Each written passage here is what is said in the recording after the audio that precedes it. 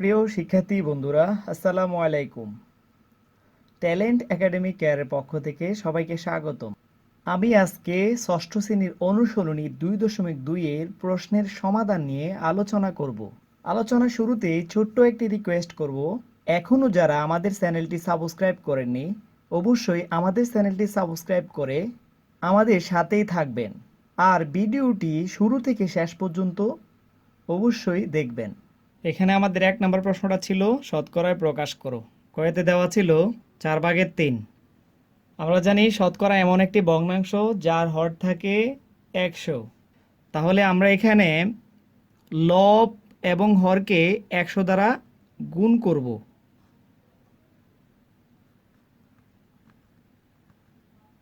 আমরা আবার দেখি, এখানে আমি লব এবং হরকে 100 দ্বারা গুণ করছি, তাহলে সমান 3 গুণ 100/4 ইন্টু 100/1। তাহলে এখানে অবশ্যই বুঝতে পারছো 3 গুণ 100 উপরে যেটা আছে আমরা এটা রেখে দিলাম, এখানে নিচে 4 লিখলাম, এখানে আবার গুণ দিলাম, ইন্টু উপরে লিখলাম 1, নিচে এইখানে যে 100 ছিল এটা আবার লিখছি, অর্থাৎ 100/1। এটা লেখার মেইন টার্গেট হচ্ছে এটার জন্য আমরা শতকরা চিহ্নটা দিতে পারবো, অর্থাৎ শতকরা প্রকাশ করার জন্য এটা আমরা আলাদাভাবে করে নিয়েছি। তাহলে আমরা যদি এখানে 100কে 4 দ্বারা ভাগ করি তাহলে ভাগফল পাওয়া যায় 4×25 100, অর্থাৎ আবার যদি 25কে 3 দ্বারা গুণ করি তাহলে 3×25 75। তাহলে আমরা একটু আগে বলেছিলাম যে শতকরা এমন একটি ভগ্নাংশ যার হর থাকে 100, অর্থাৎ এটার জন্য আমরা শতকরা চিহ্নটা দিয়ে দিব। তাহলে উত্তর দাঁড়ালো 75%। তাহলে এখানে আমরা অনুরূপভাবে আরও একটা প্রশ্ন লিখেছি, প্রশ্নটি দেখো।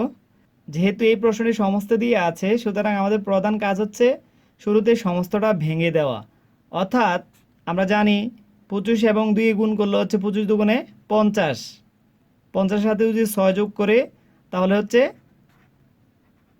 56, নিচে হচ্ছে 25।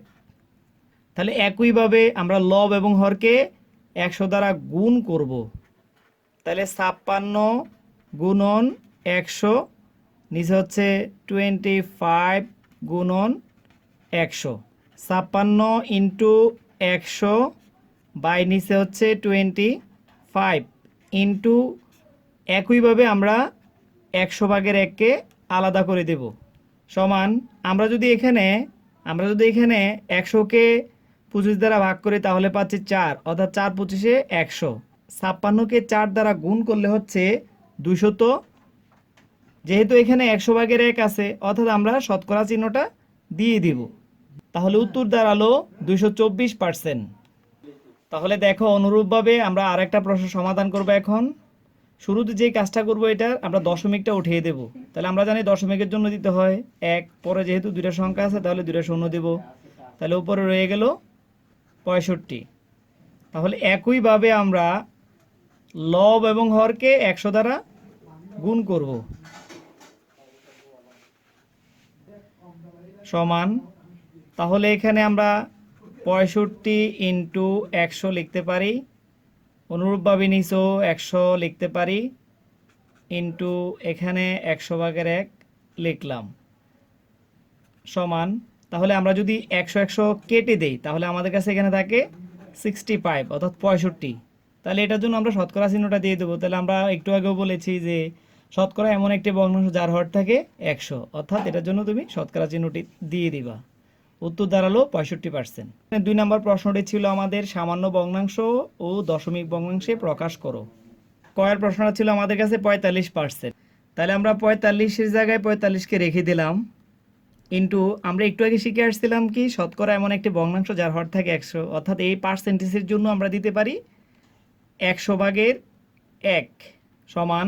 তাহলে আমরা যদি এটাকে কাটাকাটি করি তাহলে কাটাকাটি করলে দাঁড়াচ্ছে আমাদের কাছে, তাহলে আমরা যদি 5 দ্বারা কাটি তাহলে এখানে হচ্ছে 5 নং 45, এখানে হচ্ছে 5×20 100, তাহলে দাঁড়ালো 20/9।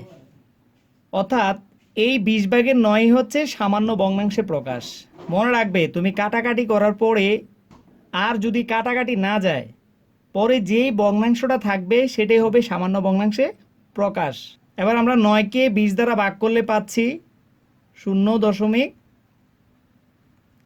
তাহলে এখানে আমাদের কাছে সামান্য ভগ্নাংশের উত্তর দাঁড়ালো 20/9, দশমিক ভগ্নাংশের উত্তরে দাঁড়ালো 0.45।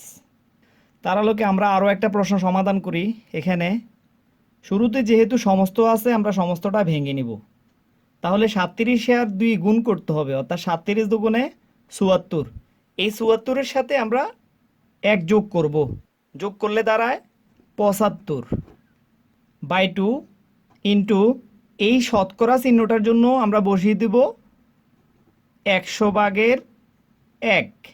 তাহলে আমরা এখানে যদি 25 দ্বারা কাটাকাটি করি তাহলে 4 25-এ 100, 3 25-এ 75 সমান। তাহলে 2 আর 4-এ গুণ করলে দাঁড়ায় 4 দুগুণে 8, এখানে 3-এর সাথে 1 গুণ করলে দাঁড়ায় 3 একে 3। এখানে 3কে 8 দ্বারা ভাগ করলে দাঁড়ায় 0.375। তাহলে আমাদের কাছে উত্তর দাঁড়ালো, সামান্য ভগ্নাংশ দাঁড়ালো 8/3, দশমিক ভগ্নাংশ দাঁড়ালো 0.375। 3 নাম্বার কয়ের প্রশ্নটা হচ্ছে 125 এর 5% কত। তাহলে আমরা 125 যেভাবে আছে আমরা এভাবে রেখে দিব, এর জায়গায় এর রেখে দিব 5 ইন্টু এই পার্সেন্টেজের জন্য আমরা জানি 100/1 বসাতে হবে, অর্থাৎ আমরা পার্সেন্টেজের জন্য লিখলাম 100/1। আমরা যদি এখানে কাটাকাটি করি তাহলে 5 একে 5, 5 20-এ 100, তাহলে এখানে পাইলাম 4। আর এখানে 125-কে যদি আমরা 5 দ্বারা ভাগ করি তাহলে 5 25-এ 125। তাহলে আমাদের কাছে দাঁড়ালো উপরে হচ্ছে 25, নিচে হচ্ছে 4। এই 25-কে 4 দ্বারা ভাগ করলে ভাগফল দাঁড়ায় 6/4। তাহলে উত্তর দাঁড়ালো আমাদের কাছে 6/4। ঠিক অনুরূপভাবে আমরা এটা করতে পারি। তাহলে 225 যেভাবে আছে আমরা এভাবে রেখে দিব, এর জায়গায় এর 9 ইন্টু, তাহলে আমরা এই পার্সেন্টেজের জন্য দিব 100/1। তাহলে আমরা যদি 25 দ্বারা কাটাকাটি করি এখানে তাহলে 4 25-এ 100, এখানে 9 25-এ 225।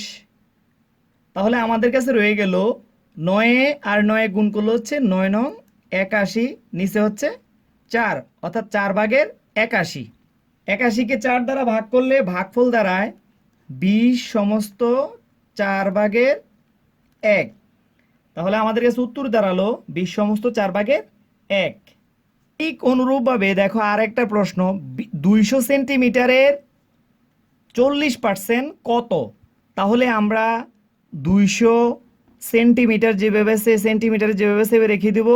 তাহলে 40 গুণন এই পার্সেন্টেজের জন্য আমরা দিয়ে দেব 100/1।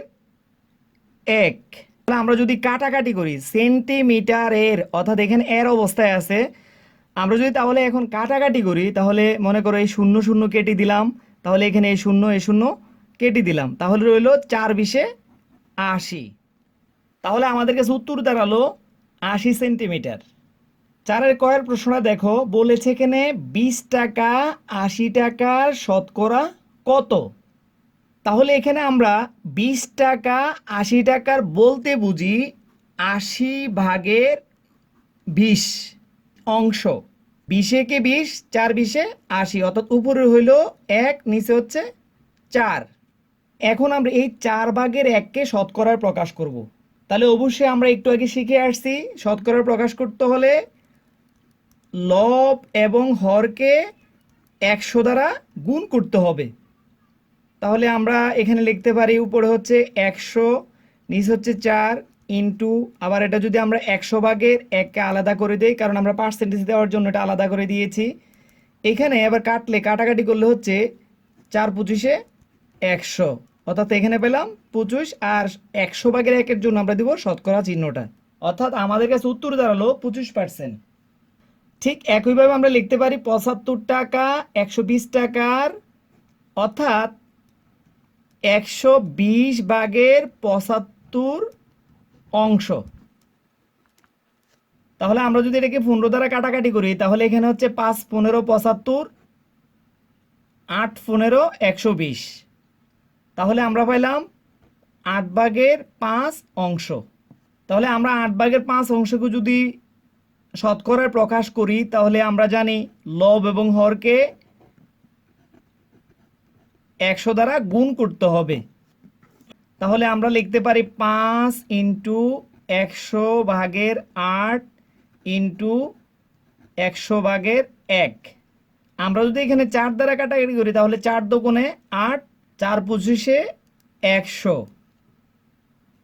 উপরে হচ্ছে 5 25 125, নিচে হচ্ছে 2।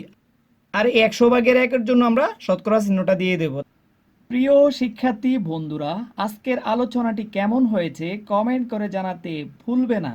ভালো লাগলে লাইক ও শেয়ার করবে এবং অবশ্যই চ্যানেলটি সাবস্ক্রাইব করে আমাদের সাপোর্ট করবে। তার সাথে আমাদের ফেসবুক পেজে লাইক দিতে ভুলবে না। ধন্যবাদ।